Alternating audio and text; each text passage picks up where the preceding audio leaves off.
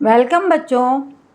इस समय मैं आपको 9th क्लास का 11th का जो 11th चैप्टर है उत्प्लावन बल और आपका आर्किमिडीज का सिद्धांत और उस पर चल रही हूँ। और इसी के तारतम्य में आपको आज बताने जा रही हूँ कि BUONC या उत्प्लावकता क्या होती। प्लवन या फ्लोटेशन है ना, किसी वस्तु का तैरना पानी में प्लवन या फ्लोटेशन कहलाता है। तो ये किस तरीके से होता है, क्यों होता है, ये आपको मैं बताऊंगी आज। कि जब किसी वस्तु को हम द्रव में डुबोते हैं तो द्रव द्वारा क्या होगा कि वस्तु पर ऊपर की ओर एक बल लगता है जिसे कि हम उत्प्लावन बल या उत्क्षेप कहते हैं। जैसे हमने कोई गेंद डाली या कोई लोटा डाला बाल्टी में, तो जो नीचे द्रव है वो भी एक उछाल या उत्क्षेप लगाता है, उसको हम क्या बोलते हैं, उत्प्लावन बोलते हैं या उत्क्षेप। इसको हम एक नाम और दिया जाता है उत्क्षेप बल बोलते हैं, जो द्रव द्वारा वस्तु पर लगाया जाता है जब किसी वस्तु को हम द्रव में डुबोते हैं। इस बल को हम क्या कहते हैं, उत्क्षेप या उत्प्लावन बल। इसीलिए वो वस्तु जो है हमें द्रव में हल्की प्रतीत होती है। कभी आप महसूस करना कि जब कोई चीज़ नीचे डुबोई ऊपर से भारी होगी, लोटा या जग, जब हम पानी में डालते हैं तो अपने आप ही वो हल्की प्रतीत होने लगती। क्यों? उसका कारण यही है, उत्क्षेप या उत्प्लावन या उत्प्लावकता। ये घटना क्या कहलाती है, उत्प्लावकता। समझ में आया कि जब किसी वस्तु को किसी द्रव में डुबोया जाता है तो वो उसके भार में हल्की सी कमी आ जाती है, और वो जो कमी आती है वो उसका आभासी भार होता है। माना कोई वस्तु 2 किलो की है, बाद में हमें 1.5 किलो की प्रतीत हो रही है, तो आधा किलो जो है उसका आभासी भार हो जाएगा। तो खूब अच्छे से समझ लीजिए, जब किसी वस्तु को द्रव में डुबोते हैं तो उसका भार कम हो जाता है और वस्तु द्रव में हल्की प्रतीत होती है। और ये जो भार है, इसका जो कमी प्रतीत होती है, वो वस्तु का आभासी भार कहलाता है। अब बताऊंगी मैं आपको उत्प्लावन बल को प्रभावित करने वाले कारक। उत्प्लावन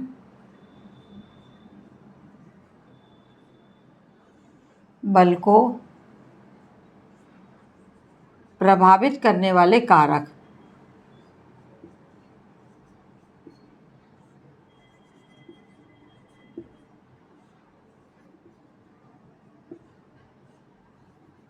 कौन कौन से होते हैं ये आपको बताने जा रही हूँ मैं। कि जो उत्प्लावन बल होता है, उछाल जैसे उत्क्षेप कहते हैं, इसको कौन कौन से होते हैं कारक प्रभावित करते हैं। पहला है द्रव पदार्थ का घनत्व।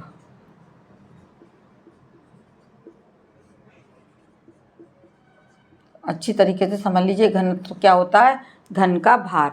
यदि जो हमारा द्रव है उसका घनत्व अधिक है तो क्या होगा कि उस पर उत्प्लावन बल अधिक लगेगा और वस्तु जो है वो अधिक अच्छे से उछाल तैरने में आसानी उसको होगी। और यदि उत्प्लावन बल उसका द्रव का घनत्व कम है तो उत्प्लावन बल कम लगेगा और वस्तु उतनी आसानी से नहीं तैर पाएगी। यही अंतर है कि जो समुद्री जल होता है, समुद्र के जल में तैरना आपके साधारण जल में तैरने से अधिक सरल होता है, क्योंकि समुद्री जल का घनत्व क्या होता है, वो अधिक होता है, जिसके कारण उत्प्लावन बल भी अधिक होता है। उत्प्लावन बल का परिणाम जो है, उत्प्लावन बल का जो रिजल्ट है, परिमाण है, वो तरल के घनत्व पर निर्भर करता है। तरल का घनत्व अधिक है तो उत्प्लावन बल अधिक है, तरल का घनत्व कम है तो उत्प्लावन बल कम होगा। दूसरा होता है जल में डूबी वस्तु का आयतन। 2 चीज़ों पर निर्भर करता है।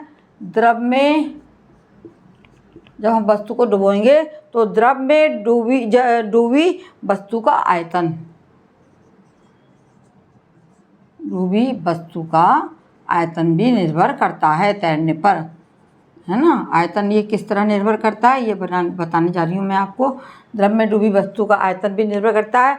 जब किसी वस्तु को द्रव में डुबोया जाता है तो निम्न 3 तरीके से उस पर जो है बल कार्य करता है ना। वस्तु का आयतन कितना डूबा हुआ है ये किस बात पर निर्भर करता है कि कितना जो है घनत्व है द्रव का, और वस्तु का अपना भार कितना है, उसका जो परिणामी भार है उस पर निर्भर करता है।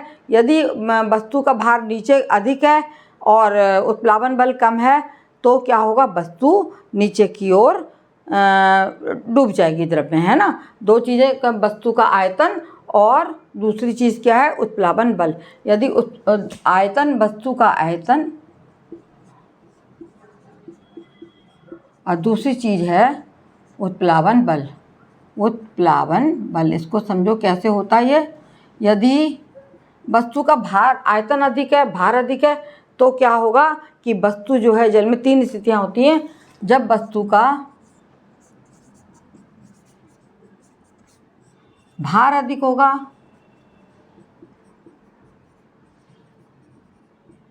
तो वस्तु द्रव में डूब जाएगी, द्रव में डूब के तैरेगी। दूसरी चीज़ क्या है, ठीक है, समझ में आई ये बात, कि यदि वस्तु भारी है तो वो क्या करेगी, द्रव में डूब के तैरेगी। यदि वस्तु का भार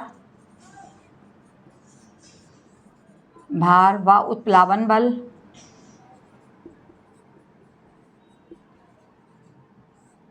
बराबर हैं तो क्या होगा, तो वस्तु तैरेगी, वस्तु तैरेगी, है ना, ऊपर की ओर तैरेगी। ठीक है, नहीं ऊपर नहीं, वस्तु द्रव में डूबी हुई तैरेगी। तीसरी स्थिति होती है यदि वस्तु का उत्प्लावन बल अधिक है, उत्प्लावन बल वस्तु के भार से अधिक है,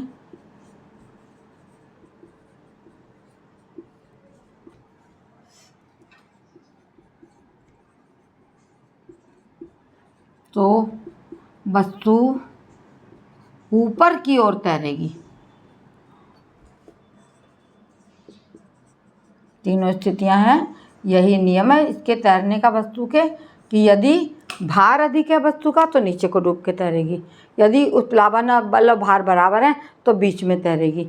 ठीक है, और यदि वस्तु का उत्प्लावन बल वस्तु के भार से अधिक है तो वस्तु ऊपर की ओर उठ के तैरेगी। समझ में आ गया, ये आपका हो गया ब्यूएंसी या उत्प्लावकता। तरल पदार्थ भी जैसे ठोस पदार्थ दाब डालते हैं बर्तन पर, उसी प्रकार तरल पदार्थ भी दाब डालते हैं। द्रव और गैस सारे ही बर्तन पर दाब डालते हैं और जो दाब पड़ता है वो चारों ओर संचारित हो जाता है। इस प्रकार से जब कोई वस्तु द्रव में डुबोने पर भी उसका द्रव जो है वो उस पर चारों ओर जो है, द्रव किसी बर्तन में भरा है तो वो उसकी दीवारों पर सब पर दाब डालता है, ये कहलाता है द्रव का दाब। बच्चों मेरा चैनल दूरस्थ शिक्षा है और ऑनलाइन है, जिसके लिए आपको कुछ भी पेमेंट नहीं करना है। मैं चाहूँगी आप मेरी क्लासेस को देखते रहें और मेरा इसका लाभ बड़ा उठाते रहें। ऐसे ही मैं क्लास आपको देती रहूँगी। शेयर करें, अन्य लोगों को, स्टूडेंट्स को बताएं। जो फ़ीस नहीं दे सकते हैं वो मेरे चैनल पर आराम से ट्यूशन की फ़ीस को बचा के पढ़ सकते हैं। धन्यवाद।